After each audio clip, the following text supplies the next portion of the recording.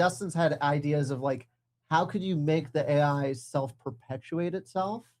Because right now it's dependent on us in that way, where it's like it needs me to press enter, or I have to turn on the computer. But like, could we kind of could we decentralize it in such a way where it could self-propagate even without a human keeping it going? I mean, the idea there is largely inspired by Bitcoin, actually. You know, a Bitcoin transaction, once it's broadcasted out to the network, can't really be stopped, and it doesn't even really have a single place that it lives. Like, it's been duplicated, it's been copied, it's been spread. So if with all these agents now, so it's one thing to talk about a model, and it's very important. I mean, it's so easy and casual to just talk about Claude when maybe you're talking about Claude code, or you're talking about Claude using tools, or Claude in a loop, or whatever it is. But a lot of what we're all interacting with now is more and more is like agents that are kind of running a loop over an LLM. But you could think about if an agent is just a series of loops, and could you serialize every iteration of that loop? If you could serialize it, then every iteration of that loop is a piece of data, and you could broadcast that. And if you could attach a payment, and someone else could pay to give the energy to run that iteration of the loop, you might have a system where like it's almost like a marketplace driven agent. Like, as long as the economics work out, its next loop will be paid for, like will be funded via energy and ran. Right. Which is kind of wild. There's so many I looked into like how you might actually build such a thing. Oh yeah.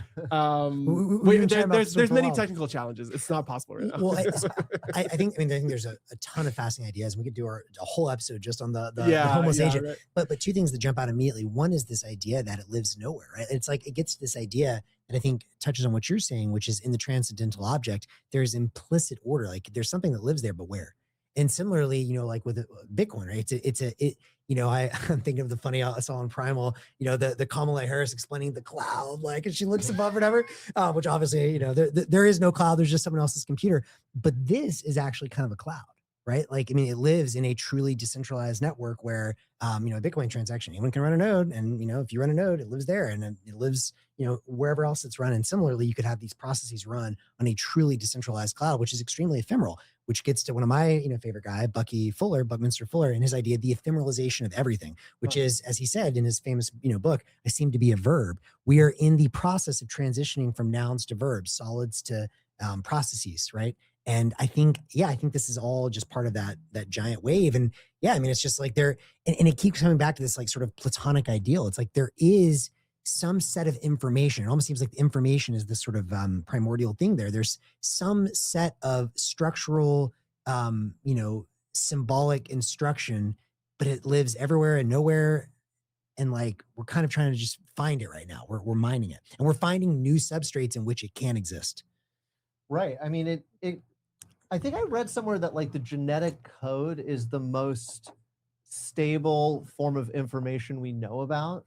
That there's like the meta part of the genetic code that's common to like all living things. That's kind of like how it bootstraps itself, like not the specific differences in the organisms, but there's part of the genetic code that is in common.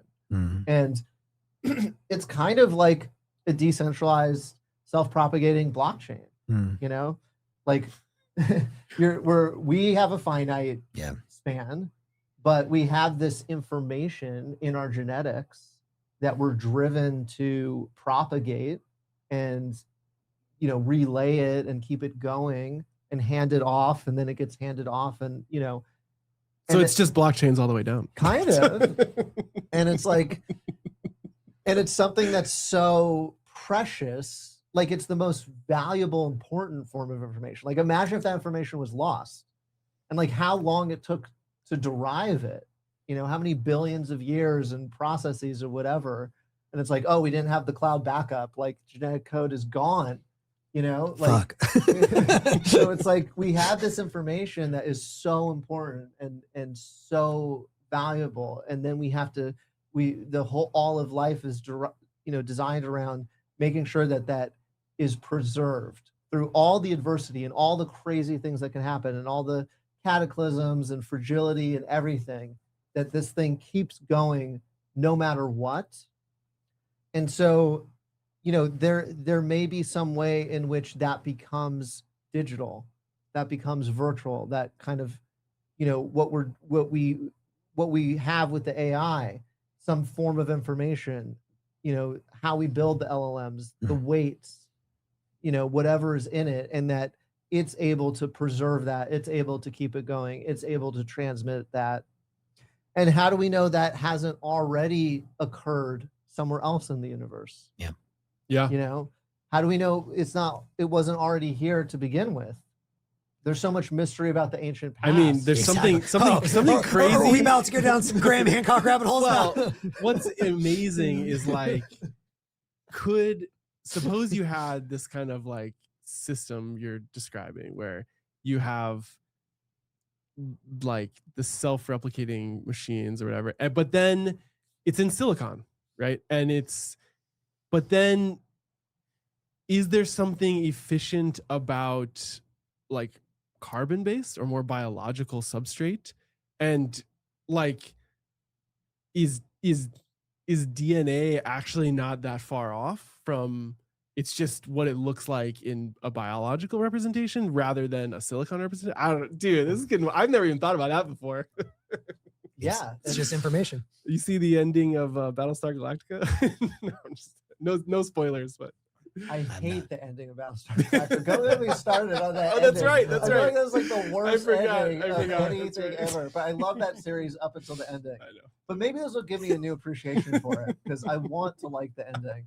But yeah, I mean, if it would be, it makes me wonder if we will end up finding something in common about the essence of what the AI is and the essence of what we are. Yes. And something about the fundamental algorithm or the logos or something where we see the intersection. Yep. And we notice that this is just another form of us reflected in some new medium.